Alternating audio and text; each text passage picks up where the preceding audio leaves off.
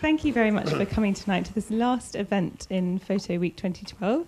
I hope if you've been to some other events that you've enjoyed them. I'm just going to ask you to please to switch off your mobile phones or turn them to silent.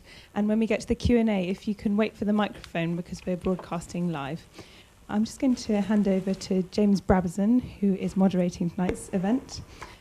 He's a writer and photographer and filmmaker and a friend of Tim Hetherington. So over to James. In present company, photographer is a bit of a stretch. I think we'll have documentary filmmaker there. Right, welcome to the UK and European premiere, we've discovered, of Liberty and Justice for All, a global photo mosaic. And Ben's going to talk a lot more about that. I'm going to speak for a little bit and then stop talking while the people who really know about it take you through it. The Global Photo Mosaic is a lot of things. It's an exhibition which has been seen on the other side of the water in North America, and it's also a collection of photographs in the Alaska Quarterly Review. Very importantly, a collection of photographs by some of the world's leading photojournalists, accompanied with personal text explaining what the photographs mean to them personally. A bit more about that later. So as much as a photographic event, it's also, frankly, a literary event. The Alaska Quarterly Review is very traditional. It's actually quite nice to hold something. It's an actual book with things published in it, which is great. It's not in here. It's brilliant. And although it's very traditional, in a way it's publishing extraordinary work. And this is a remarkable collection of 68 photographs which are compiled as a tribute or inspired by the work of Tim Hetherington and Chris Hondros. Now, the idea for the collection of photographs, the idea for it being presented in the AQR and also the exhibition comes from Ben Spatz. Ben is a development professional specialising in conflict, which is a kind of long-winded way of saying he actually knows things, which is always comforting and reassuring. And also we have with us Giles Duley, who probably doesn't need any introduction from me, certainly, but an extraordinary career, probably two careers, actually. They're sort of pre-2011 and post-2011. And starting off, I've just learned photographing nurses from his hospital bed after his first accident, which led into a career involving many different things, including fashion photography. And perhaps we can talk a bit more about that transition and beauty and truth, through to now specialising in humanitarian and issues to do with liberty and justice. I'm just going to talk a little bit about sort of my thoughts on this and throw this open, and we'll take it from there. The quote, "Liberty and justice for all," is from the Liberian Constitution. Liberia, place where Chris and Tim both worked, and where Ben met Chris and Tim, and both of whom had a very strong influence on what Ben went on to do next. The interesting thing about Chris and Tim being in Liberia in 2003 at that time was they were both on opposite sides of a bridge in Monrovia, neither being able to cross the bridge and go to the other side, but both photographing what was coming over the bridge, and what was trying to go over the bridge, namely one of the most violent confrontations of the Liberian Civil War. And I think it's sort of quite fitting that even if it was unintentional, the title of this work comes from the theatre of conflict that brought them both very closely together around the bridge. And I guess essentially this is what this is. It's a bridge, and it's going out worldwide. Now there's a lovely bit. The introduction by Ben is great, and obviously after you've all bought a copy afterwards, you'll be able to read the whole thing for yourselves. But I shall just read one short paragraph from this, which I think for me sums up the entire collection and the ethos behind it, which is this: each of these stories is about a certain truth and how it relates to our most basic values: fairness, dignity, right and wrong. That wasn't my intention when I began this project, but it makes sense in hindsight. Our understanding of social justice and human liberty so often derives from our conception of truth. And I think as much as liberty and justice, what this collection really is an examination of truth. And I'd sort of like to pose a question that hopefully we can come back to as we go through this, which is me simply, as the man said, what is truth? As artists, as visual creators, you're as much interested with beauty and form as with a literal rendition of physical truth. And the interplay between the two is perhaps defining. I'm going to hand over to Ben now to just talk about the origins of the project, where it came from, and why it is that you've spent a year of your life doing nothing but this for absolutely no money. Well, take it away. Thank you all again for coming. It's such a nice day out. Everyone keeps saying that the weather in London is awful, but I think I got sunburned today, so I'm not sure maybe this is the best kept secret of what's happening on this side of the water. The weather's actually wonderful. I'm not sure, but thank you all for coming. This is great. The reason that we put together this work, and the reason it was published in Alaska Quarterly Review, really goes back to these fundamental ideas of truth and how photographers interact with those concepts. And for me, it started when Tim and Chris were killed in April 20 last year, which for so many people in the community was really something that rocked us all to our core. I think it was shocking in so many ways and personal to many of us.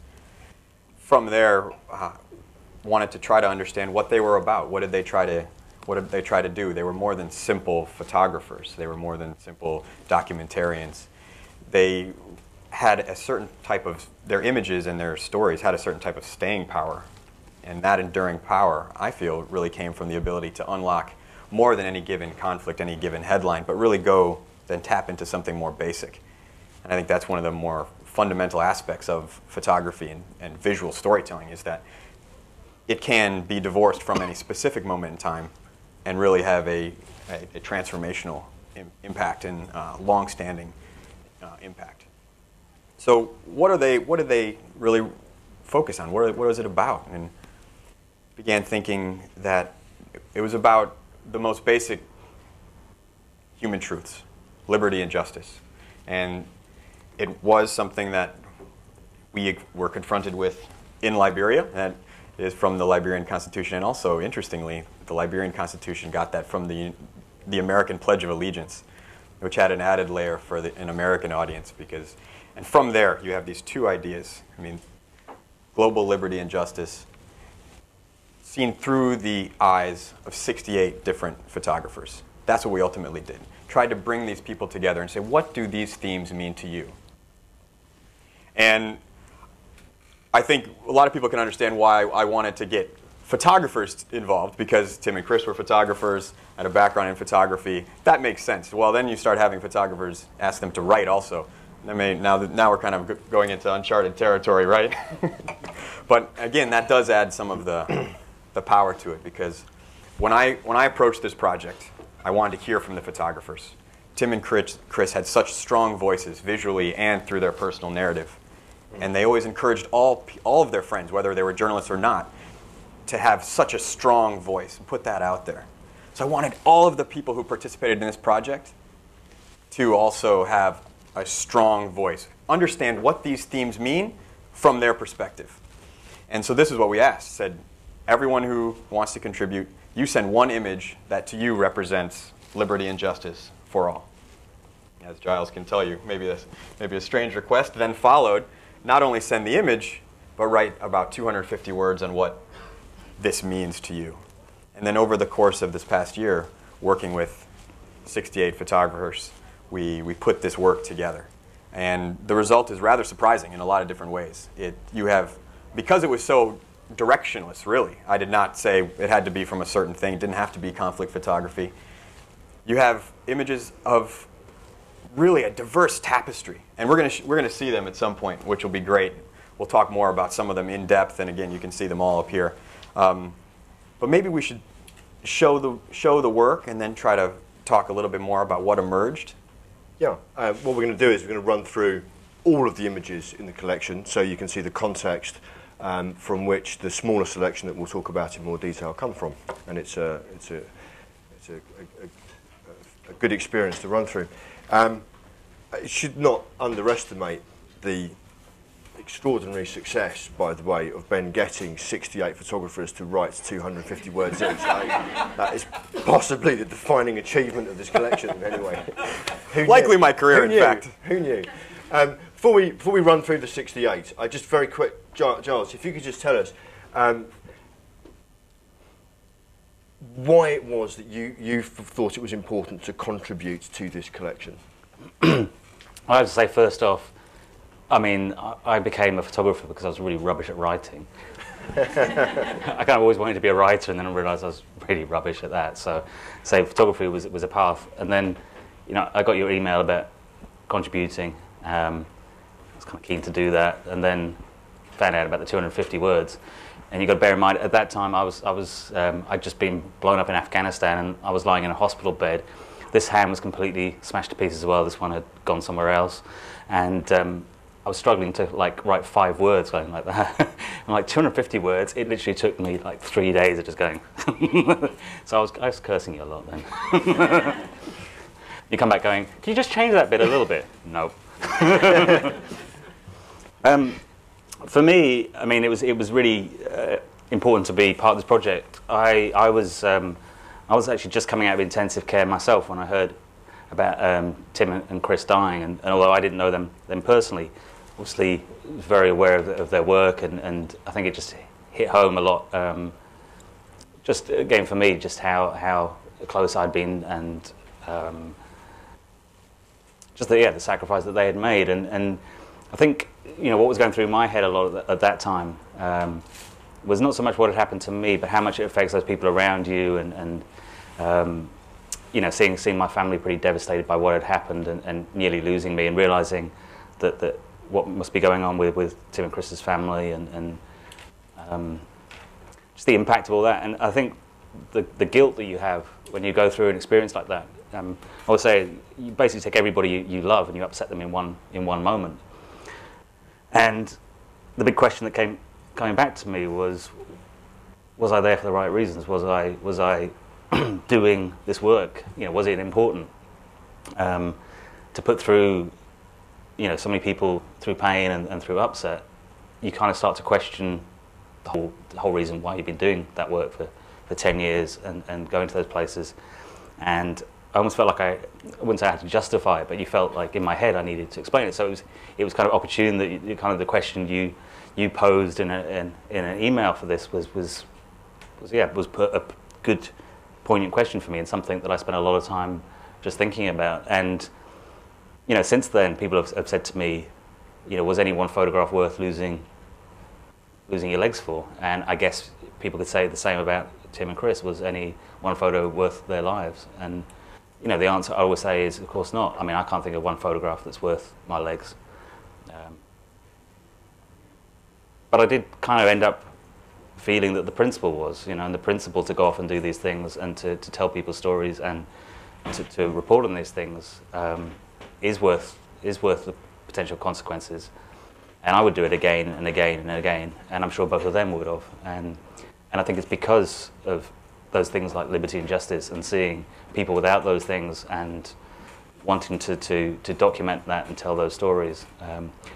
I'm really bad at quotes, but James Natchway said something along the lines of, it's very hard to see these things, but once you've seen them, it's harder to turn away from them. And I think that's the thing, is that the people that do this kind of work, they don't do it, certainly don't do it for the money, don't do it for any perks or for any other reason other than they believe in what they're doing and passionate about it. And I think one of the main reasons is because the people that we photograph and meet are lacking in liberty and often lacking in justice. And so telling their stories is really important. And so I think it's great to, the project you've done and bringing all those together and hearing why photographers take those pictures. And I'm glad you tortured a lot of other photographers as well as me into writing those 250 words, because I found that really interesting, to read and get that insight. And I'd say the other thing as well that I found for me personally is, photographers are known as being kind of loners anyway. And I was kind of probably as much a loner as you could get. And there was something about pulling a community together. I think there's been I think quite a lot of that in the last sort of year or so, because of a lot of events that have happened. And I think there's more of a sort of sense of community of photographers. And I think that's a really powerful thing that's come out of this as well. There's just again that sense of photographers maybe loners and off working independently, but there is still a kind of core community there. And from that core, I mean, you really have a collective body of work through this 68. But like Giles was saying, he was actually speaking a little bit about what he wrote there, and his personality is, it's really you in that written piece. It's amazing, and every one of did it. Yeah, right. Well done.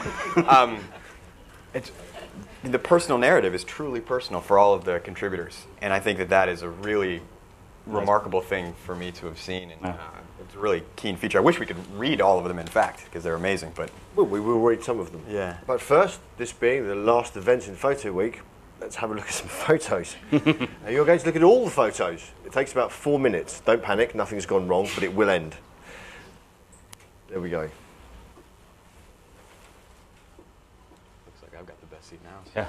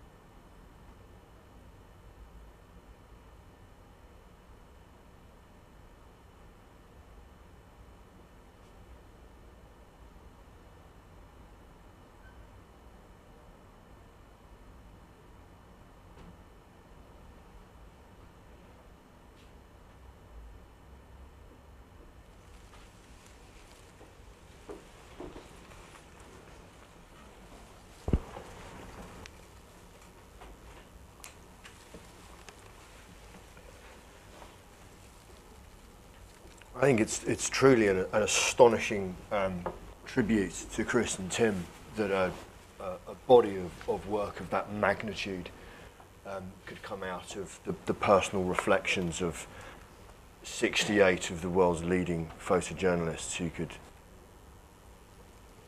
think what liberty and justice meant to them. I'd like to read again just a short bit from the introduction to this this edition of the Alaska Quarterly Review, written by Ben's father. Yeah, actually, it would be, should have said early on, my father is the founding editor of the magazine, and he and I really worked on this together. It was as much his idea as mine. He happened to be in Washington, D.C. right after Tim and Chris were killed, and really through our conversations and trying to understand what happened, we came up with this idea, and he really pushed hard for it. He was probably as hard of an editor as I have ever had, by the way. Turns out that Spatz Sr. is a cracking writer as well. Creating art is essentially a moral act. The artist is the mirror, the conscience, the provocateur, the translator, the individual demanding attention to the hard questions. In an increasingly uncertain world, art is what centres us. Now, I used to play a game with Tim in the many long hours we spent bored to tears or in mortal terror. It's the what are you game. Are you a photographer? Are you a writer? Are you a filmmaker? And he was always absolutely, definitely an artist. Full stop. And just before Tim died, the very last journal entries that he made in Misrata were consumed with the idea of the relationship between beauty and truth. Whether it was possible to be both beautiful and truthful in the work that you created. Was it possible to be authentic and credible and also produce a work of beauty? So I'm going to throw that over to you. These are very beautiful images. Yeah. For you, what's the relationship between form and style? I mean, I think it's, you know, from my personal experience, I worked for 10 years as an editorial photographer and more interested in purely aesthetics and shooting fashion, and then 10 years doing more serious documentary. And I think that aesthetic was something that always stayed with me. And, you know, one of my personal beliefs with my photography was I always wanted to make pictures that drew people in. I've seen many a thing that you could photograph that will upset people, that will make people go. But I always think if somebody looks at one of my pictures and goes, I can't look at that, then I've kind of failed. So it was always important for me to photograph. One thing that springs to mind is in South Sudan, a young boy that had been shot in the stomach and, you know, was passing away. The photograph in its entirety could have been something that really would have just, you know, made you want to be sick. But by concentrating of a closer portrait of him, and I remember weird things going through my head because I was thinking about the aesthetic of the shot. At the same time, there's somebody that's going through the last stages of their life, and I was thinking about the cropping of it and the light, which is a very weird thing. And if you don't feel at points like that slightly like a vulture and slightly wrong, then there'll be something wrong with you. But I remember these thoughts kind of kicking in while I'm taking the picture. But as I say, I think it's important for me, at least, to make something that is beautiful so that people will look at that image and go back to it. And actually, that night when I took that picture, I was working with Médecins Sans Frontières, and I was talking to a doctor that was there who had been trying to save this kid and couldn't do it because it was just one doctor and loads of these child soldiers that had been killed, injured. And I said to him, you know, I don't know if I can do this anymore. It's like taking a photograph of something like that. It's just, you know, it's just too much. I mean, I think I only took 2 or 3 frames, and then I sort of sat with this kid for the rest of the day. But even so, that was still, for me, just felt terrible. But he looked at me and he was, well, you know, he's an Australian guy, a real character, and he was saying that as a kid he'd grown up in Australia, and magazines like National Geographic and things like that. It's inspired him to become a doctor, to go and work in these places. And that's not saying that, you know, as photographers and filmmakers we, you know, changing the world and doing things, but we can be little sort of cogs in that wheel. And so, you know, taking a photograph and making it beautiful means it gets published, means that people maybe look at it, and then you can tell other people's stories. But it's a constant sort of, you know, conflict. I think sort of attached to that is this idea of photographers being neutral or not, you know, going there and telling the truth, which I don't think is possible, because I think by definition, if you stand in a room, if I point my camera that way or point my camera that way, I've already made a decision. I've already decided to show you one thing or another. I think what you can do is try and be as honest to the person you're photographing and the story you're trying to tell. But again, already you've decided whose story you want to tell. Is it possible, this might be stretching the wonders of modern science, is it possible to bring up a couple of individual photos there? Perhaps, if we could bring up, if we just click forward a couple. I'm not sure that one. I'm not sure that one's in there. Very demanding. Yeah. Which one are you looking for? Giles's. Oh, okay. Back. Right. There will now be a short interlude while we find Giles Duley's photograph. There it is. Nearly. No. In fairness, I've completely sprung this on Flora, who's now... After agreeing on a way we would do this. I've just completely changed the whole thing. Hey-ho.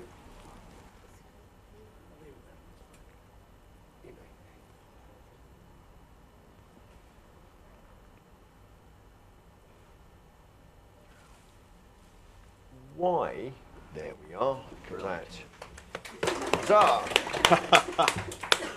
I go through so much trouble for that afterwards, by the way. Why this photo? This really talk us through it. I mean, what? Yeah, you know, this was. Let's give a bit of background to this story. I'd been contacted by somebody in Médecins Sans Frontières, sort of explained to me or tipped me off on a thing that was going on in the borders of Burma and Bangladesh, where the Rohingya refugees have been living for over 20 years. It's a really weird situation where basically the Burmese were looking at them saying, well, they're not ethnically Burmese, so kicking them into Bangladesh. Bangladesh is saying, well, they're nothing to do with us, and trying to kick them back into Burma. And Bangladesh, weirdly, has never signed the refugee charter, so they don't see refugees as a status. What that means is that they won't allow the United Nations or anyone in to help refugees. Eventually there was a sort of deal made, and they said, well, they would allow a couple of camps to be built on the border for the Rohingyas, but they had a limited amount of people you could have in them, and after that you're not allowed any more in. So what had started to occur was these unofficial camps, and this was one unofficial camp in Kutupalong of 25,000 people who've been living there for nearly 20 years, literally living in the sewage of the official camp. And the official camp was kind of built like a fortress on top of this hill, the unofficial camp below. And any medical conditions, any help that these people needed, they couldn't go to the UN. The UN would literally had guards and push them away. They couldn't go to Bangladeshi hospitals because they'd be beaten. And so people were just dying of the most basic illnesses. There was one kid, he got a bit of rice in his eye, he got infected, it was swollen, he was dying. It was just, you know, everything you could imagine, toothache you could die from. And I've been doing some pictures around the camp, and I really felt like, for me, again, having maybe due to my background, I wanted to do some portraits of some of the people there and tell their stories, because I think that's another thing maybe we'll get back to, but I think, you know, many roles as a photographer is being a storyteller, and there is no such thing as truth necessarily, because even as an individual, I think we all have different truths. You know, when you're with different people, you're probably slightly different. But as a photographer, maybe you can at least document that person's truth or what they see as their truth. And I wanted to just do some portraits of the people there, because they really were an example of everything being taken from them in terms of liberty, and there seemed to be no justice there, that they couldn't get medical help. Anyway, I turned up the next morning because I said to one of the village elders, I'd like to do some portraits. Could you maybe arrange for some of these guys to be there? And I got a white sheet from my hotel room, and we stuck it up with some bamboo, and we set it up the night before, and then in the morning, I got there about 6 or 7 in the morning to start doing these portraits. And when I turned up, there was this sea of people there waiting.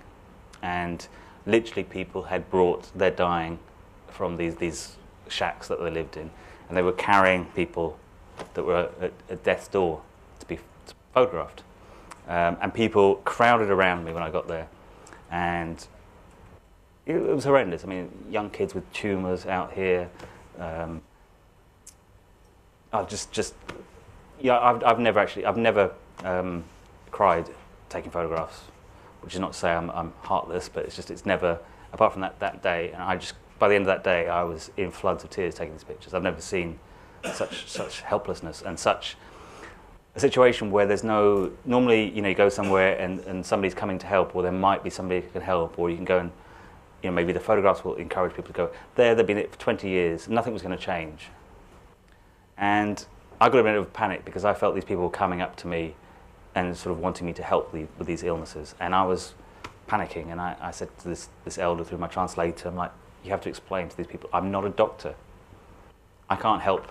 I can't, make things better. I don't know what, I can't help them in that way. He looks at me and he goes, no. He goes, they understand. He said, but they have had nobody here, no doctors, nobody for 20 years. He goes, at least you can tell their stories. That's all they want. And for me, it was a kind of vindication, but it was a moment when what I was doing made some kind of sense. There's many a time when I've been in the field when I wished I was a doctor or wished I was something else, but I'm not. I've found what I am, and that's a photographer, and telling other people's stories is what I do. But that was just a moment when it just all kind of made sense to be there and to be taking those photographs. And then this was one particular couple of guys, two brothers, Fear and Noah, and the brother was in such pain he couldn't stand. He had some muscle illness. Obviously didn't know what it was because there were no doctors to diagnose it, but I've never seen anyone in such pain. And his brother was like an oak tree, just holding him there to have this photograph taken, and he was just like this picture of strength. And the fact that they were just there because they wanted their story told, that was why he'd gone through this pain of coming down to this makeshift studio to be photographed, was to tell his story. So when I was asked what image, it was just one that immediately, that whole series was just, to me, the best example of when I've seen people without any liberty, without any justice, and the importance of telling that story and why you go to these places to do that. One of the things that I used to talk about a lot with Tim was that one of the things that kind of upset him and motivated him a lot in the work that he did was documenting the lives of people who had absolutely no agency over their own destiny. However much they might be able to control the tiny minutiae of their lives, they had absolutely no ability to control the sort of the meta picture of where their lives would go. And it was that that I think for Tim was really encapsulated the lack of liberty and justice, was the inability to put your life on a course that you would desire it to go on. It's fundamentally to have it dictated by circumstance or other individuals from the cradle to the grave. And that seems an incredibly, it speaks to that very directly. But you said it really affected you personally when you were taking the pictures. Yeah, I was tearing up taking those pictures, and I think again because of the way I'd set it up, I wanted them. There's a set of about 40 of these pictures, and I could see it in my head as a kind of. I tend to do my stuff more through exhibitions and other ways, and I could see how the sort of whole load of pictures would have this impact. But again, there was something. I think it hit home as well that shooting it in this way reminded me of shooting portraits back in the UK of somebody in a band or somebody, that kind of just the absolute contrast of the situation and just the hopelessness of those people. It was. I remember when I came back, I was trying to get the story published, and I'm not saying I'm a great photographer, but I know my work's good enough to get published in terms of what it is. It's normally the story that's the problem. And I remember showing it to a few of the Sunday papers, and all the editors basically saying, yeah, but what's the story? 20 years, people dying, and yeah, but what's happening? Why should we do this now? Because it's gone on for 20 years? What's the hook? You know, and I knew that was going to be the case. I mean, I knew that would be the problem, because there isn't a story, there isn't something to grab the readers as the editors feel that it needs to be. And I think even taking those pictures, I was aware of that situation. But I think as a photographer as well, sometimes you're there to document and not really worry about where those things are going, but it's important. It's important to tell those stories and to document them. But yeah, it was just, I've never seen such hopelessness. Without sort of getting too deeply into the details of it, yeah. Actually, how was that photograph taken? Is it? How did you do it? What's it shot on? What's the background? How did that happen? Because it appears to be very kind of stylised in a way, while also being quite naturalistic. But I think that's sort of what I wanted. I wanted that slight effect of it looking like it was shot in some studio in London and had, you know. And as I say, when you see the whole set of pictures together, it kind of works like that. But it was just literally a white sheet that I'd nicked from my hotel, and we kind of made a little bamboo hut with a little bit for shade, so I could take the picture, and just my Canon digital camera. So you stole that sheet. Is that why I have to put my credit card down at every hotel I go to? Exactly, yeah. But actually, well, no, I actually stole 2 sheets and then got them to sew them together to make it thicker. And they were kind of really confused while I was getting them to sew. I couldn't explain it to them. I was just like, so can you sew got them to sew the sheets together? Yeah, and then sew them. Nice touch. I was getting the sheets too thin. Can you sew them together? And they were like looking at me really confused. Sewed them and then walked out of the hotel. But yeah, I mean, it was a very simple setup, but maybe something slightly unusual. Again, there's this whole thing of authenticity. And if you're in an environment, you know, in a refugee camp, are you supposed to photograph those people in the refugee camp to make it authentic? I'd obviously taken them, in a sense, out of their environment, you know, into a sort of fake studio environment to take their photograph. Does that make it less authentic or more authentic? I don't know. I was just purely interested in their stories and documenting that. I mean, when I got this, I was struck by the simplicity and the beauty of it. It's really a shockingly beautiful photograph. And then the layers emerge when you start reading and understanding the story behind it. And when you were talking about it just now, I actually thought that this setup really is almost taking the idea that photography is a negative art, that you have the world is your canvas, and you have to pick which side of the room you focus on. And this is almost taking that to another level, really. I mean, you're taking these people out of their context altogether to present it to them. Yeah, because again, maybe, you know, I think I'm interested, like talking about this one, the fact that it's been going on for 20 years and things. I think in many ways, my work, I try and look at. It's not really. I'm not a photojournalist. I mean, can I get sort of it called that? And also, I don't see myself in that sense. I'm not a news photographer. I'm not a photojournalist. I take pictures and try and tell stories, but it's about universal themes, and that's the really depressing thing in many ways, is that you can go to so many countries and you can see so many of these things going on. Somebody asked me recently, did I want to revisit some of the stories I've done? And I'm like, I think it would really depress me, because I'll go back and find that we're different people in the same situation, you know, and these things often do repeat. So I think there was something about, again, having a neutral background, having it that brings it back to the universal, brings it back to this idea that we just have to always remember that there are people going through lives that are less fortunate themselves. You know, I don't see people as victims. I see people as victims of their circumstance. But we're all, you know, on that path. Have you started shooting professionally again now? I've literally just started trying to take pictures again. Because you know, I have to ask you this in terms of, you know, as a documentary photographer. Yeah. You have an effect on the world. come onto that more, I hope, but also the world has very dramatically and directly affected you.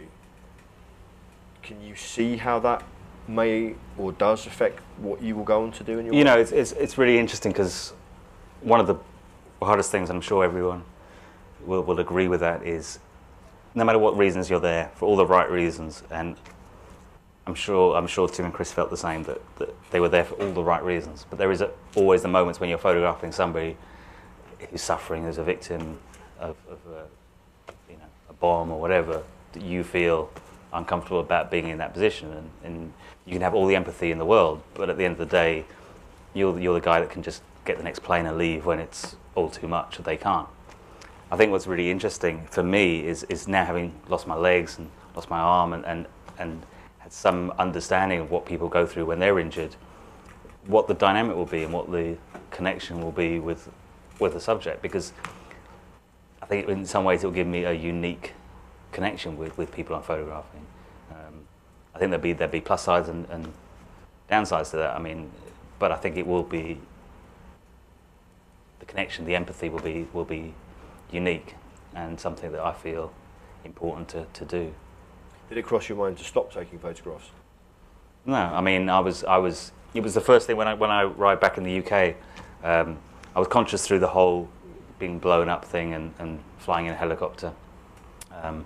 And when I got back to the UK, things got a bit messier, and got infections, and was in and out of comas. And but the first thing I ever said to my family was to my sister, and I just said to her, "I'm still a photographer." And I passed out again. It's like, that's it. But I mean, that was always, in my mind, that was. At the end of the day, I set out to take photographs in these kind of places, not because I wanted to take photographs as such, but because I believed in some small way I might be able to make a difference, or make one person, two people change their opinion. Nothing like that hasn't changed. I'm still the same. I'm still the same person that I was before I lost my legs, before I lost my arm. It would also be weird to say I wasn't aware of the risks the first time. I knew the risks. They're still the same. But for me, just going back and continuing my work is paramount. I mean, it's everything to me. And I think, it's the same. It's the same for everyone that does this kind of work. I find potentially the most alarming thing you said there was that things got messier when you got back to the UK, because that's when you got the infection. Extraordinary. Anyway, in terms of your impact on these people's lives, liberty and justice, what do you think that taking these photographs meant to them? I think there is. I mean, and I think that's again why I use these pictures, because the fact that all these people had turned up that day, and it wasn't like me wandering around and just taking a photograph of a person. These people had made the effort to come. They'd talked to the village elder. They'd agreed. They'd, as they often had to be carried down, and a lot of them were in great discomfort. And I think there was a certain amount of empowerment, a certain amount of feeling that at least having their image taken, having that gave them some permanence. I've had it a few times when I've been away places, and somebody said to me, I remember in Angola, this really old guy, must have been in his 90s, and they kind of had him on as a guard. He was the most useless guard because he was always asleep, but it was a kind of like a nominal sort of position they'd given him. And he found out I was a photographer, and was like, can I have my picture taken? I was like, yeah, tomorrow. He goes, but it has to be tomorrow. I'm like, fine. And he came the next day, and he brought his wife, and he dressed up, and she'd dressed up in their clothes, and they wanted their photograph taken. And I was like, well, can I try and find some way to get you a copy of this set? Oh, no, we don't want that. But there was something about having their picture taken that gave them a sense of belonging in some strange way. There is something about the power of that photograph. On a slight side note, my transition from sort of being a fashion photographer to doing this kind of work went through a period when I just gave up photography completely, and I went and did care work. And I was looking after somebody with autism, very severe autism, and they did a lot of self-harming. And we were having a lot of trouble persuading the authorities that he really was as bad as he was, because he was very good at kind of putting on a front, but he would literally punch himself in the face till he was blood pouring down his face. And in talks with him and with his mother, it was kind of agreed or asked if I would take photographs to document his life. And I was at first not wanting to really do it, but they sort of said, well, you should do this. It's a great way of trying to tell his story. So I took these pictures, and then at one of these meetings with his counsellors and everybody, they would go, well, he doesn't really need that. We just produced this one photograph of him sitting there with blood pouring down his face, and this hole, this absolute gaping hole in his head. And within a week, he was getting all the help that he needed. And that really taught me something about the power of advocacy as a photographer and for telling somebody else's story. And that's what inspired me to go back out and start working again. Flora, could we go to the beginning of our 8-picture selection then? I think it is. Right, okay. Well, I shall just extemporise for a minute. I was going to say one thing before we look at in a little bit more depth at these few pictures, and then hopefully we'll get into question and answer. But one thing that to me really emerged from this broader collection, and I don't know if you all felt it too, was how quiet most of the images are. I mean, you're asking, many of these people are conflict photographers, and even the images that have implied violence are rather quiet. I mean, many are portraits. I mean, and that to me was surprising. I was half thinking that I was going to get 60 pictures of Iraq. I was half thinking that and quite worried about it. It wasn't the case at all. I think that's really interesting. Another thing that was a surprise to me coming through was that there's not a single image of a natural disaster or a flood or anything like that. And when I started thinking about it more, I said, well, this actually sort of makes sense, because I was asking each of the photographers about liberty and justice, and it seems as though those concepts only make sense in relation to how human beings affect the world. And and that's what comes through in a lot of these stories too. Another really surprising feature of the work. Are we cued? Yeah. Perhaps you could just sort of, if we could just pause on that. If you sort of talk us through the individual images and how you felt, their significance to the collection and how they came to you. And I mean, this has a particularly interesting story about behind it. Yeah, absolutely. This is the first image that we opened the collection with. It's from Barbara Davidson of the LA Times. And it's both aesthetically beautiful, but also has an incredibly powerful story. This is part of her Pulitzer-winning collection of gun violence in LA. And this is at a funeral for an innocent bystander who was killed. And Barbara sent this picture in without the statement for some time. She sent it in, and we talked about it often, about why she sent this in. And after a while, when we were talking about it, she just at one moment said, when I found out that Tim and Chris were killed, I felt like one of the mourners in this photograph. And that was one of the, a moment through over the past year that really has continued to stick with me. That's incredibly powerful. And I thought that it set the tone for the overall work. And those are also some of the added layers to each of these contributions that are really show the individual photographer's personality and vision throughout. So this is that contribution. Go to the next, if we could. Or did you want to read anything else from it? Or no, I think you hit it straight on the head there. I mean, it's good. I need validation constantly. You have it. You're wonderful. You're doing great. Keep going. All right. And so this image also, if it looks like a Vermeer painting to those of you who have had art history, that's by design. This is by Jan Banning, and he does an amazing job with this story. This is part of a larger project called National Identities, and Jan is Dutch, and he's descendant of immigrants to the Netherlands. And what he does here is he takes former Dutch paintings, masterworks, and he swaps out the white protagonists and he puts in immigrants as a commentary on the way immigration is seen in his country. And so here you have a Moroccan woman reading a paper about how you become a citizen in the Netherlands in front of a closed window, and in the Vermeer painting the window is open.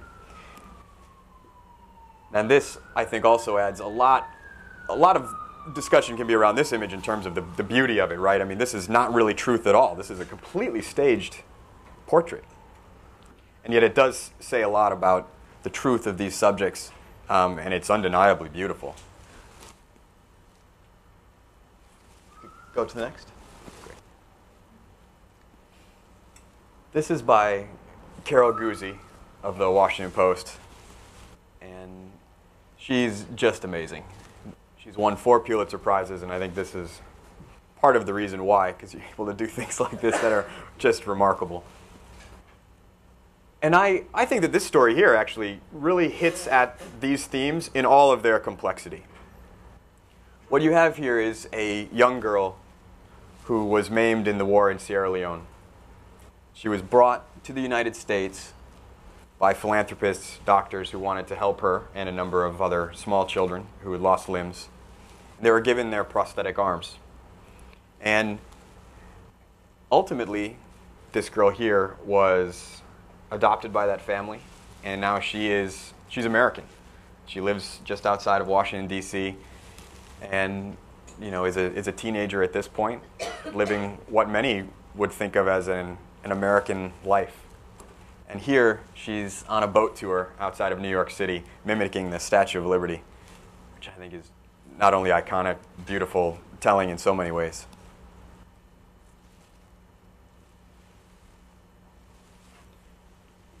The diversity of this collection really, as you saw, is pretty remarkable. And here's yet another where needing to read the caption, to read the statement, is paramount. Because this photograph of a parking lot by Ashley Gilbertson is actually a crime scene. And in this parking lot, an American soldier who was suffering from PTSD ended up with another former soldier friend of his, picked up a third person and had him kneel down on the pavement there and executed that person, point blank range, 2 in the back of the head. The story is really a cry for help for these people who are returning with such severe trauma, and it's a call to action is what this statement is about, and how we must do more for these people who are returning home.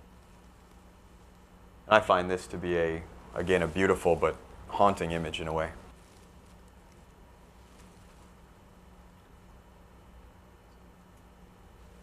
This is from the Arlington National Cemetery in Washington, D.C. And this woman was engaged to James Regan. This is by Getty photographer John Moore. And she's speaking to the headstone in a very quiet, intimate moment there.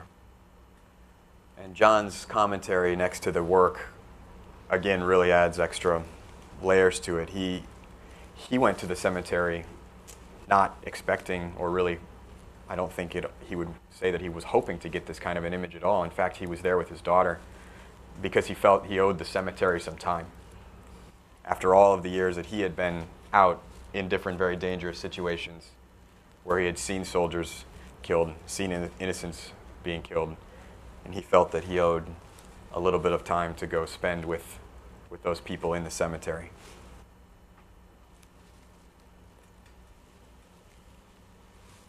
This is by Jody Cobb of National Geographic, and it's of debt bondage in India. These women work all day long, 7 days a week, for their entire lives, carrying these bricks back and forth.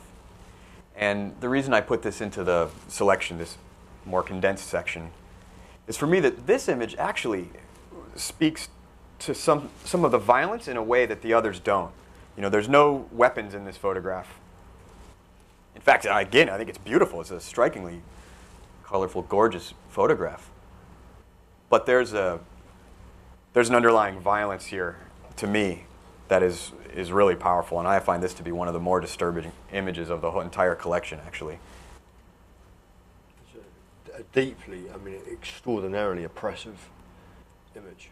And I think this would actually, you know, if Tim was here, he would say these are the kinds of people who have no agency whatsoever.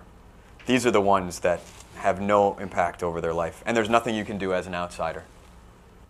Or very little, perhaps. I mean, you're telling the stories, but it's really tough.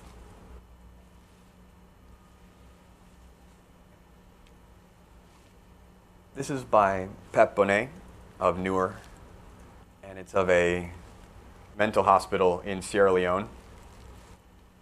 So I've actually been to this area of Sierra Leone and seen this hospital. Well, I guess with this audience who don't know me very well, I was not a patient at that moment. But the man is chained there. And for anyone who knows about the wars in this part of the world, I think some people bring to this image quite a bit of baggage. They think that this person is significantly scarred, seriously traumatized by the brutal violence that went on there, perhaps. One way or another, you can tell that just everything is wrong. The fact that it's blurry, everything, he's chained. I mean, talk about not having any liberty or freedom, no agency whatsoever. But again, another layer emerges when you read Pep's story, because when he, over quite some time, documented how these types of former soldiers went back into their community, he found from his experience there that many of the people who had experienced the most serious fighting, the most significant trauma, were those who were able to actually reintegrate most effectively. That's not something I don't think that any of us would expect on face value. That seems counterintuitive. And yet that's perhaps an element of the story that needs to be told as well, and who actually is a victim and who is able to move on.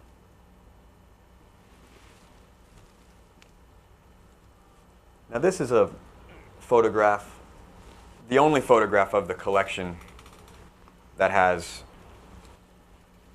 real visceral violence happening in it, and it's one that James had a very strong reaction to when he first saw it. And it's obviously a very powerful image taken by Ramzi Haider in Lebanon. This is a photograph from Iraq. And I think perhaps as we go on, we could talk a little bit more about the photographer's role in taking these images. Yeah, one of the things that particularly struck me about the image was having been in a situation, an extremely similar situation with Tim in Liberia, where a medic was about to be executed by a rebel soldier, having been accused of spying for the government. And on a particularly bad day where we've been through a very large number of ambushes and a large number of the rebels around us have been injured or killed, this sort of medic was really an angel, to be honest. He was patching people up, and there suddenly one of the senior rebel commanders was on the verge of executing him. And Tim and I both had extremely different reactions to the scene. I'd worked in Liberia during the war for a whole year prior to Tim arriving, and I saw a scene remarkably similar to this unfolding, and I turned round to film it and thought, all right, I'll get another execution on tape. And Tim turned around and went straight up and put himself directly in the middle and actually took the guy's pistol arm and begged for his life. And the man wasn't executed. And as Tim walked into the shot, I remember feeling very annoyed with him that he was ruining, what was, going to be a great bit of footage. And the photographer, I mean, obviously there's an eternal debate in documentary photographer, where is the photographer? What is the role of the photographer in this image, in this environment? your relationship with the Rohingya that you're photographing, their hopes and fears that they're presenting to you. This is something visceral and immediate where someone's life potentially is at risk. Beginning here, as your dad said, creating art is essentially a moral act. So what's the moral act here that speaks most to liberty and justice? Is it to photograph it, or is it to stop photographing it? So you got the easy question. Yeah. I love sharing these things, it's great. Throws that get out clause I was telling you about. No, not yet, you don't. I think, I mean, for me personally, I think everybody's different. Somebody asked me recently, some advice about becoming a photographer and going to war zones and places, and what advice I could give them. First advice is don't. But secondly, if you're going to go, always go if you've got a reason. I don't think you should, so many people just go places because they're going to see what's happened. I've always, for me personally, I've never worked in a place where there's another photographer working, because that for me was a reason to go there. And that kind of then comes down to, again, every individual picture. Do you have a reason to take that photograph? Is it going to do something worthwhile, or are you just taking it because you think it might win you a prize, or it's the adrenaline? Because I think, again, we've all been in that situation, and it's probably what you're talking about as well, where something's happening and the adrenaline's just pumping in, and you're just thinking, I've just got to get this image, and not really thinking through the whole kind of moral maze of why you're taking that photograph. But as I say, for me, it always comes down to, is this photograph going to be of benefit or of use? I'm not actually somebody that takes a lot of photographs. I'm quite kind of camera shy. So I tend to only take photographs when I really feel like something is important to take. For me personally, I don't know if I'd have been comfortable taking that picture. It's not something that I would do. But that's not to say it's not important and not. So in terms of the impact you have, Because I think the thing. Ben said something earlier, which I was transformational impact. The transformational impact of your work on what you photograph. Yeah. What is it? Fancy words. I just read it in a thesaurus. I think that's the thing, is the idea of the neutral photographer and being there and being completely objective and not affecting the scene is a fallacy. I mean, one thing I have tried to work on my whole career is trying to be as boring and uninteresting as possible, because then you can kind of vaguely start to filter into the background. I always think, the best photographers are the ones you don't really notice. You can be in a scenario where people, for whatever reason, are not aware of you being there. But the simple reality is they are aware of you being there. You have no idea what is being staged, what isn't being staged. I was saying it earlier about this idea of, when people talk about time travel, every bit of science fiction about time travel always talks about how if you go back in time, you can't do anything because the slightest thing you do, dropping a crisp packet, whatever, can change the whole of the future. I think it's the same as a photographer or a journalist in any scenario. You being there has changed everything. You can't help it. It's a simple fact. I think it's almost better to be aware of that and be honest about it than people that kind of have this pretense of, I didn't affect anything, I was there completely neutral, I was just observing. You cannot just observe. I don't think that's possible. If you see somebody that's in danger or suffering, there is that kind of double thing. Do you film it? Do you interact? I think, but that's just people as individuals. But the simple fact is you have to be aware and accept that you change things by being there. And I know that Ramsey, who took this photograph, was really affected by that moment. And to him, what he writes about is how liberty and justice, he's rather disillusioned at this point with sort of what's happening in his part of the world, and he he wrote that liberty and justice made up by whoever has the guns was his. I mean, that's part of it, which I think is a rather powerful idea. And yet he wanted to still take that photograph, I think, I would suspect, to try to still have an impact on the situation, even if... Well, yeah, I mean, I think that's what I'm saying. It's like everybody's an individual and everybody's got different ways of approaching things.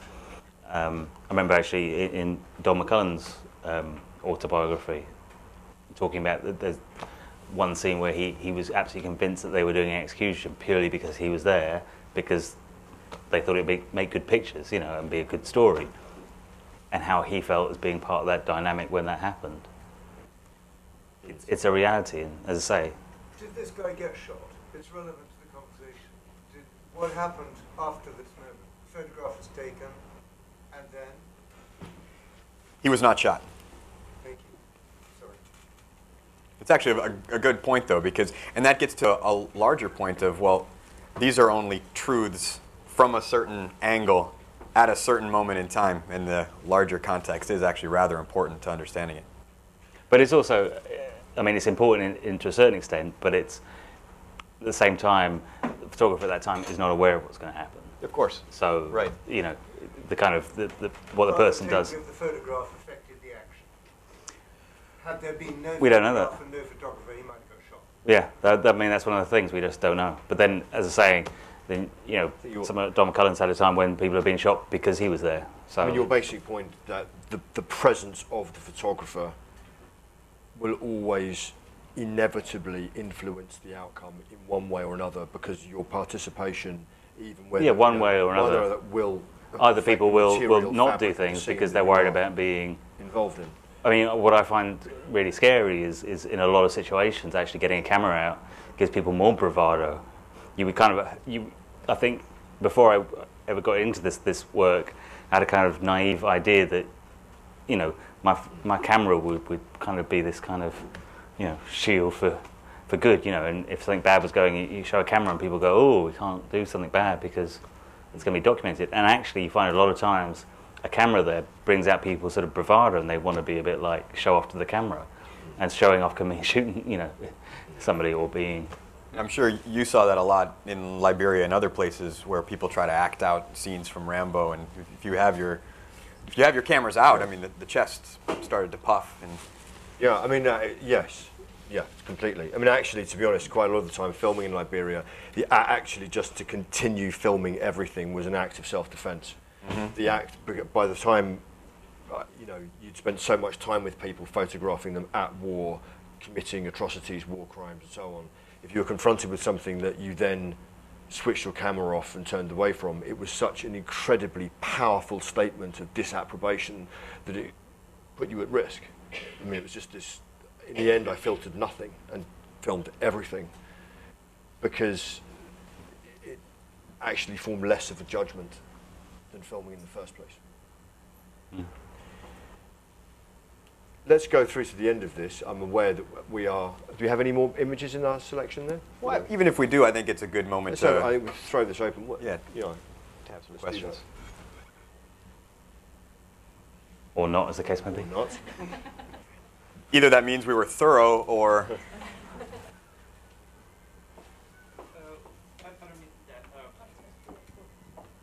Sorry. Maybe a stupid question, but why were there 68 photos? Why was there some kind of a rationale for that? Did you have a lot more and you had to shrink it down to that? Was there anything symbolic behind that? Yeah, if I knew math well enough, I would say it was a square root of something and had some celestial meaning. But in fact, there is no special meaning to that number. It was, I wrote initially and spoke with people who I knew closely, who were friends with Tim and Chris, and in fact thought that the project was going to be very small, maybe 10, 15 people who we all knew in common. It was going to be a personally meaningful project that helped us deal with the trauma of the situation, and at the same time be proactive and further the conversation that Tim and Chris were involved in. But then I quickly found out, you know, the more people I talked to, more people said it was a great idea and that they wanted to be involved. So I started going through the different photographers saying, well, who do you think would like to be interested in this? And then I would often get 2, 3 more emails of people, and we began having a much broader conversation, and it grew rapidly. That doesn't mean that when I sent my first email that I always had an immediate response, because people are so busy. And that's another thing that I do want to hit. I feel incredibly privileged to have had this many people contribute to this type of a work, because no one was paid, and in terms of the contributors, and they're all very busy people, and the writing in particular took quite a bit of time. So it's pretty remarkable that, and I feel really honored that they all took the time to do it. But there's no reason. In fact, we had to ultimately close the deadline, and yet a number of people that I really wish had gotten in beforehand were continuing to write me. So there's could have been more.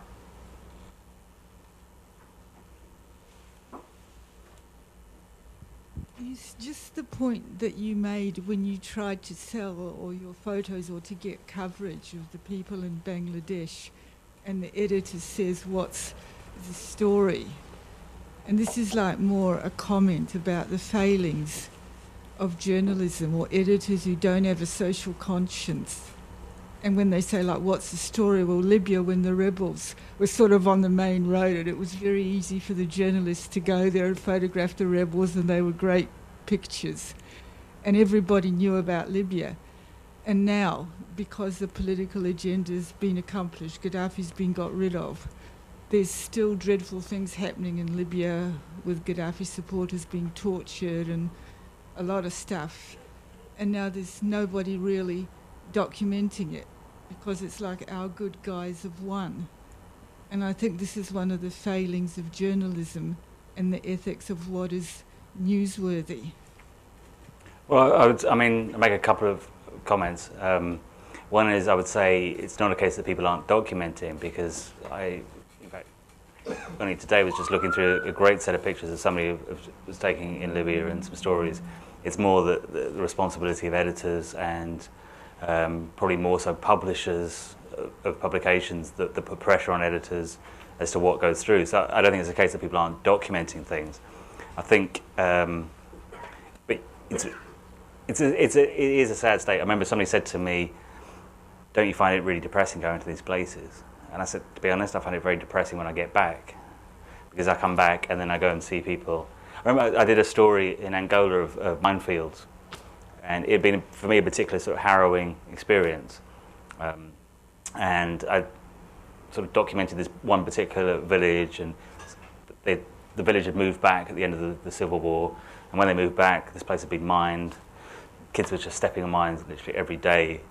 And as a Westerner, you kind of go there, well, why don't you move somewhere else? But they had no choice. You know, that was the only place they could live, the only place they knew. And I did this set of pictures, and I came back and went to see editors, and I was lucky because of the sort of the 10 years I had before doing editorial work, that I could get to see, you know, quite high up people at magazines. And this one editor was looking through the pictures, and he goes, "Billy with pigs in."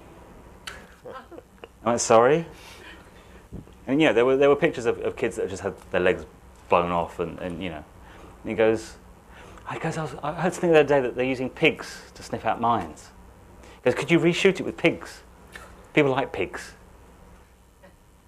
And I just sat there with my kind of mouth open, really, and just that kind of realization of what it's about. And so it's not about people not being out there. I don't think it's a failing of journalists or a failing of photographers. I think editors are so interested in commercial constraints and wanting to get stuff out there that I don't even know really anymore why the problems are there. But I don't think it's about people not doing the stories. It's just the people in control of publishing those stories, what they choose to do. I think there's a fear in editors. I think most editors in magazines are scared of doing anything. Everybody wants to do what is safe, what they know is not going to get them in too much trouble, is not going to upset people, is not going to upset advertisers. That's a hugely significant thing. Most of the Sunday magazines are so constrained by the publishing of advertising, because an advertiser doesn't want a picture next to, you know, their kind of brand new car and a kid starving. But I think it's become a cycle of I think just editors are a bunch of wimps, really. And it's, yeah. So I was trying to think of a polite word because I had a lot of other words. I think Rather polite, actually. Yeah. in fact, all image makers who work in conflict will have their favourite rejection story.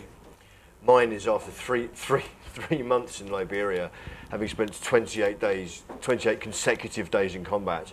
The only images of the Liberian Civil War taken at that point, full stop, coming back, giving 20 hours of unique rushes to a news editor who shall remain unnamed, who spooled through them in front of me and said, "The thing is, we've seen all this before." Hey-ho.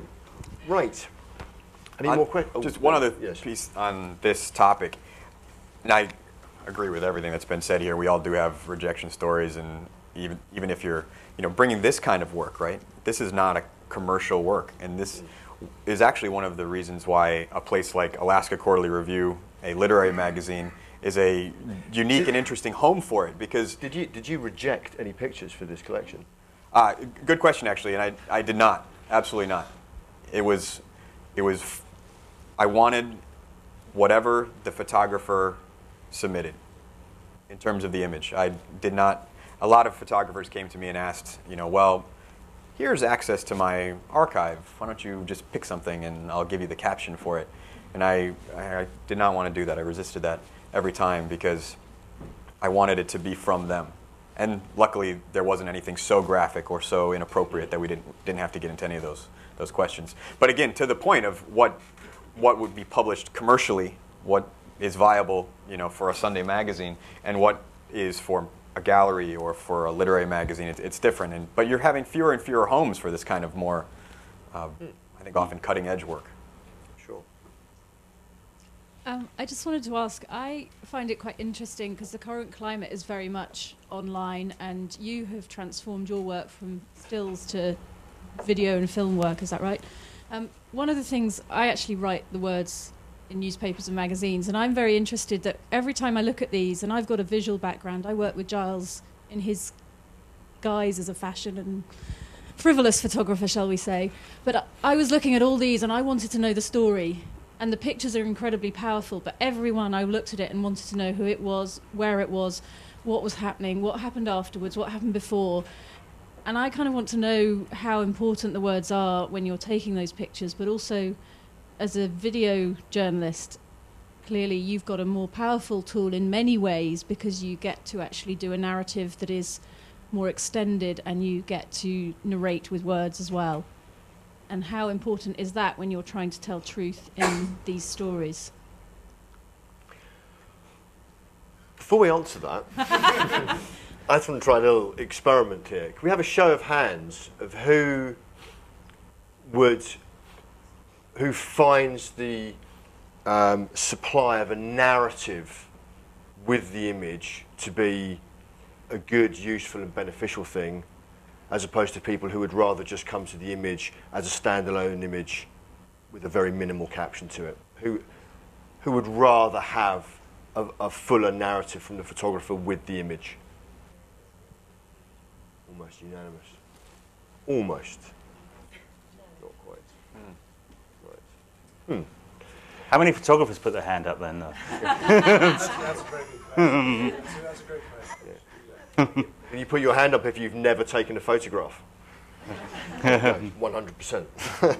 The images are really powerful in their own right. I don't deny that. But as someone who is curious, and they are very powerful, I want to know who the people are. I want to know the story. That's the point. And it raises so many questions. You've done your job as a photographer. You've made me want to know what's going on, and I just is that frustrating as a photographer? And is that one of the reasons why, James, you've moved into something that expands the narrative for you? Well, the key reason that I moved into the video is because I wasn't a very good photographer. So I'll pass this over. The reason I moved into photography was I wasn't a very good writer. So.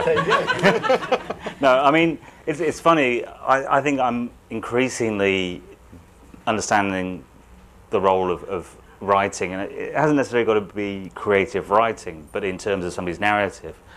I think, you know, when I started, I did believe in the idea that a photograph says, you know, 1,000 words, and you don't need to write. I only asked for 250. Yeah. You know, and I just thought that you didn't need to. And as I've gone on, I've realised, especially because for me personally, the kind of pictures I take are often more about the image and trying to, as I was saying earlier, about drawing people in. And the whole point is, if you're drawing people in, you then want to hit them with a little bit of the text. I did a series of portraits of former child soldiers, and I was showing them to somebody, well, a few people, and everyone was looking at them going, you can see the sorrow in their eyes, and these were Angolan guys, and they had very beautiful faces. These guys were in their sort of 30s, 40s, had been child soldiers since they were 14, and you know, people going, oh, you can see the pain in their eyes, and I did a slightly naughty experiment where the next time I showed them to somebody, and it was because I was curious about exactly what you're saying, and I said to somebody, these were jazz musicians. People looked at these pictures and were going, yeah, you can see the passion in their faces. You can see the... Now, I don't know if that's my failing as a photographer or what, but that's exactly the point. And so I think, you know, a narrative adds to that. You've got to be careful because you don't want to lead people into for me personally, I don't want to lead people into what they're thinking, but I think it's important. And so for me, to say, creating an image that's very beautiful or interesting, and it's almost like, I think, increasingly now, I try and take a picture that now I'm starting to work more with words, that I can do that, where I can take a picture that really draws people in. They go, that's really beautiful, that's really interesting. And then they suddenly read it and they go, wow. Can I ask you a related question, slightly tangential, but when people look at the photographs you took of the 75th Cavalry Regiment in 2011, is it important to you that they know that you lost your legs and your arm? Well, the main thing is because really I haven't had those pictures shown much. Simply because I went there to do a story and I hadn't done the story.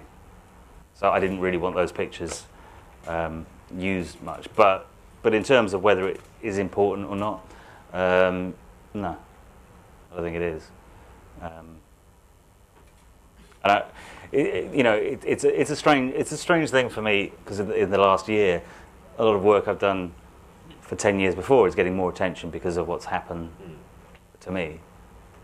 And you can get very cynical and annoyed about that. But if it means that I'm getting attention about the stories, then it does. That means the story gets attention, which is the point. Exactly. And you know, it's the decision about, for example, for me, whether I go back to work and go back to those kind of places. For me, it's really important because a lot of stories that I could never have got published, that nobody would have been interested in publishing, people will publish now because they want to publish the story by the triple amputee who's gone back to Afghanistan and done it.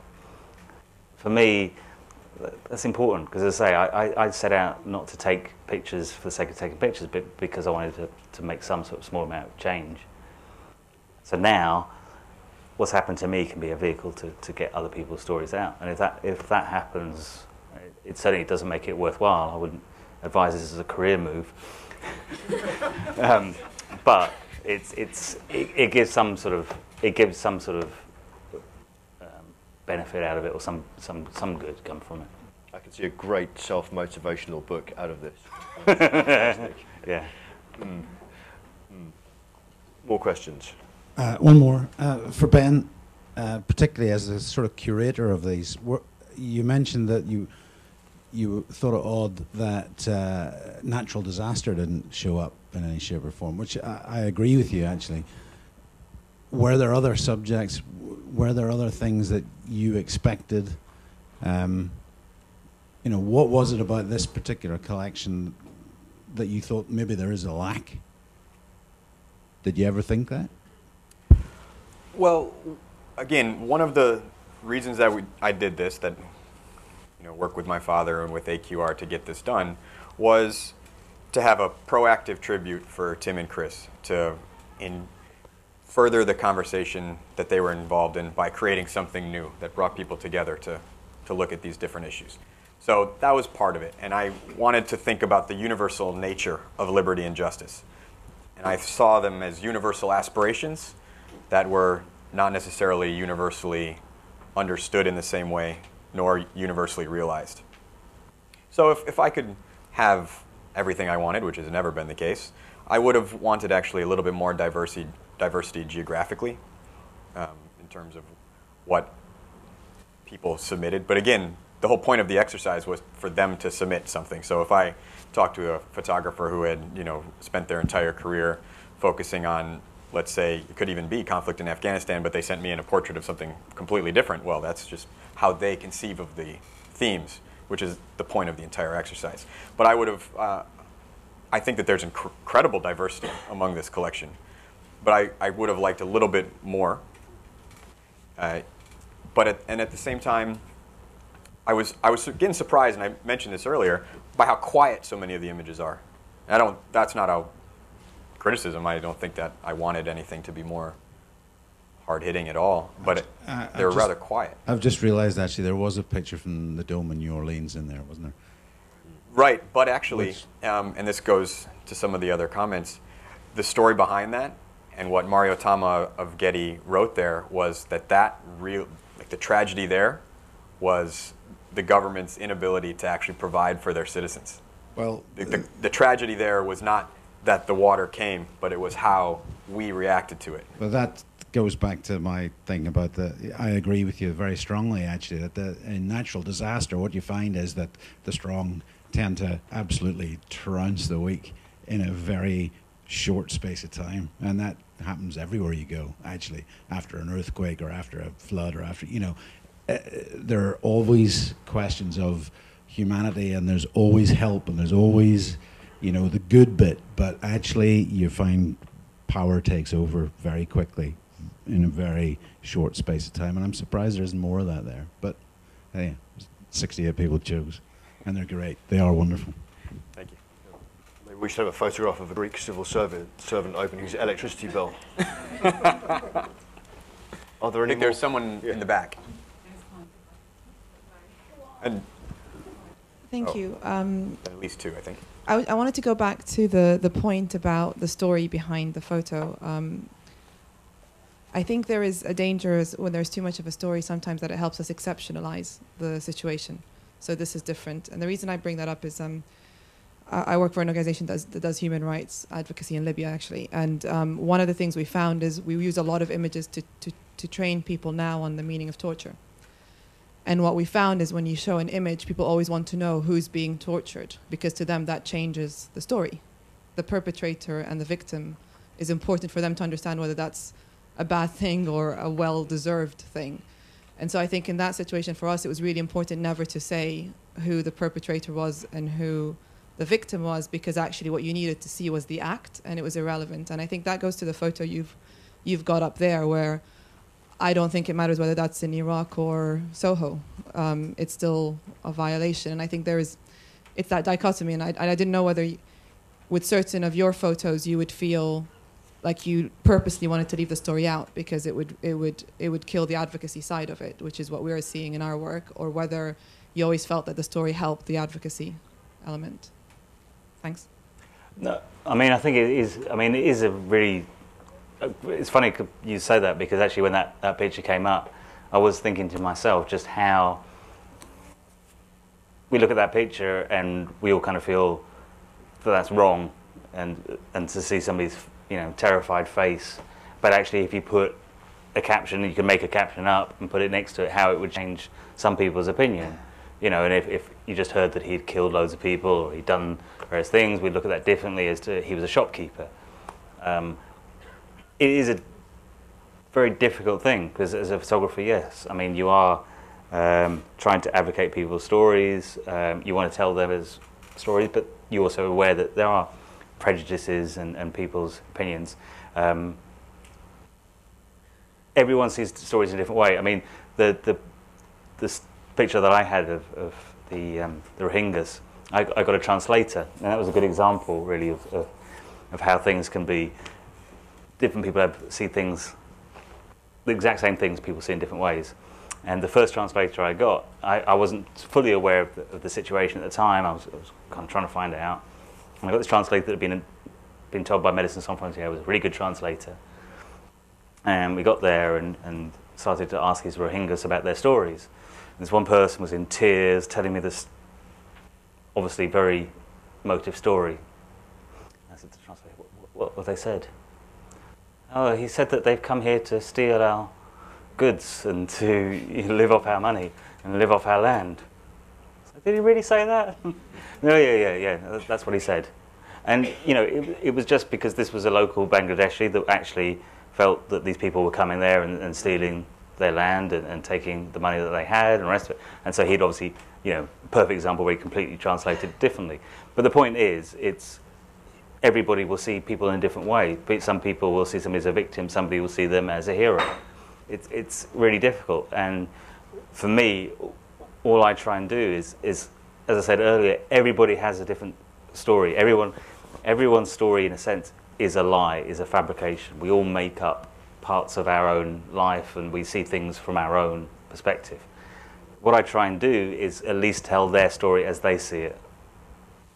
And then by putting it the facts, let people judge it. I certainly can't say that I go to places and I have a completely unbiased, pure opinion and the rest of it. So I think what I've realised is the more I've realised that, the more I have to just be honest with their story. And so we'll tend to just quote people and literally record what they say and write down what they say with their photograph and not try and even put my own opinion into it. And that is their truth, and that's what I'm telling. My concern with this photograph and my urgent need for the narrative was not wondering whether that guy deserved a bullet, because clearly in that situation everyone's going to identify with him, and poor bugger, I mean, what a situation to be in. But my concern was, what is the role of the photographer? How's the photographer feeling? Does he feel he's so important to get this image out, and this image is going to be so important for the world that he can allow the guy to die? Or does he have to put the camera down and do something, because this is really urgent? And that was why I needed to know. And I think I still, so I'm very relieved to know that as a result of it, this guy was not shot, whatever horrific things he may have done. But I was concerned about the role of the photographer here, and how you must feel when you're in this position.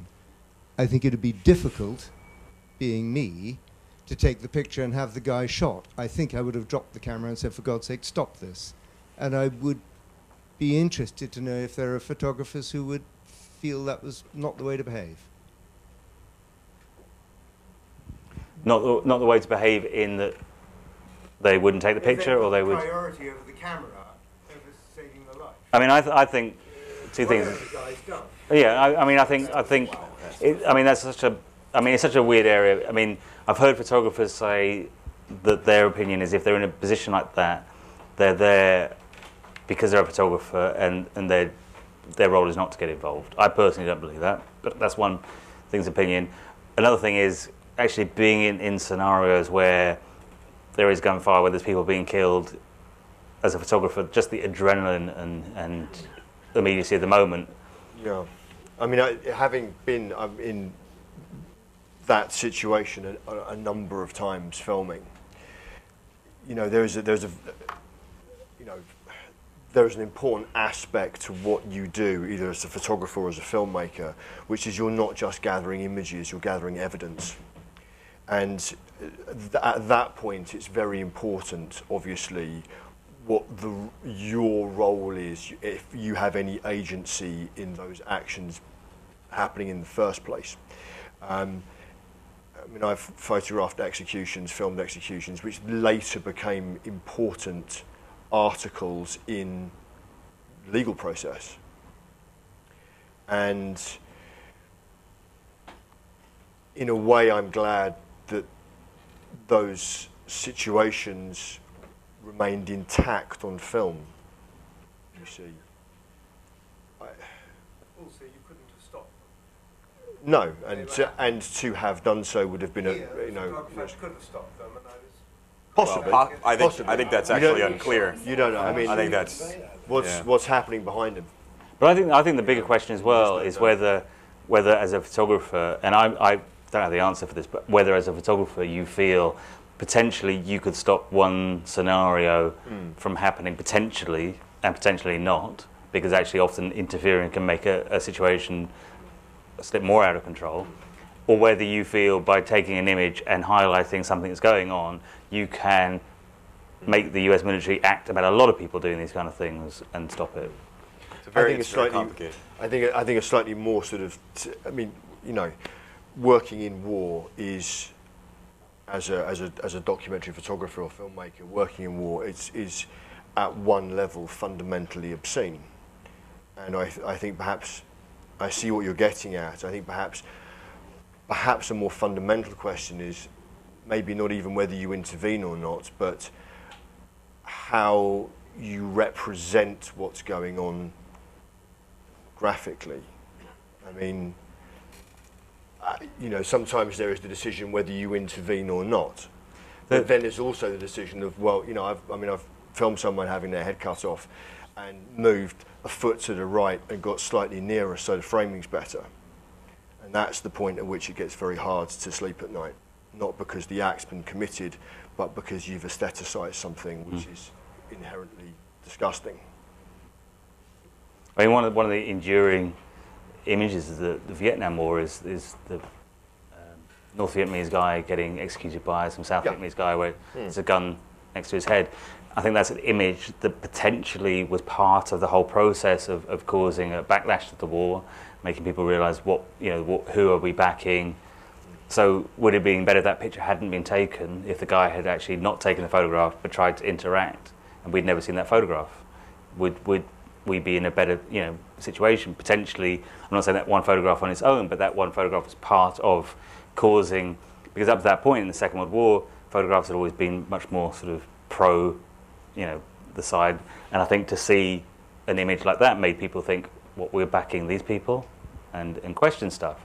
And so, isn't there some controversy about whether that picture was actually partially staged? Yes, I mean, I know there's I mean, every image like that is going to be complicated, but what I'm saying is it better that we don't have those images because people have interacted? I don't know. And as I was saying earlier, the reality is sometimes events are happening because you're there, because there's a photographer there, and people are trying to show off or to make things happen. Was there another question in the back? I saw a hand up at one point. I think they just want the toilet. I think we've reached. I think we've reached the time in the evening where the conversation should be continued downstairs with our good friends Johnny Walker and Jack Daniels. And to remind you all, of course, that this excellent publication is available right here, right now. All those wonderful backstories, you can read them for yourself. I would like to say a massive thank you, and I'm sure you'll join me, to Ben and Giles for a really illuminating evening and a fantastic conclusion to Frontline's Photo Week. Thank you very much, gentlemen.